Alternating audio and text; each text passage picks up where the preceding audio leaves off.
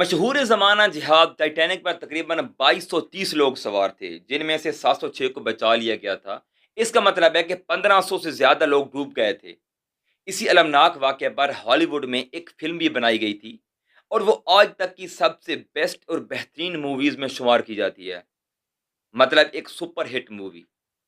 Film میں تقریباً سارے ڈوب کر مر جاتے ہیں، جبکہ ہیرو ڈوب کر مرنے کے بجائے سردی کی شدت سے مر جاتا ہے۔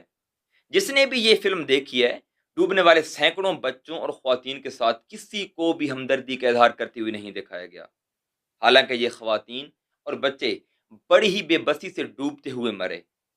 اسی فلم کو دیکھتے ہوئے ہر شخص کی یہی دلی تمنا تھی کہ کسی طرح یہ ہیرو اور ہیروئن بچ جائیں، حالانکہ کیمرہ کے فوکس سے ہٹ کر دوسری طرف سینکڑوں بچے، بوڑھے، جوان اور عورتیں ڈوب کر اور سردی کی شدت سے مر رہے ہوتے ہیں۔ اگر آپ نے یہ فلم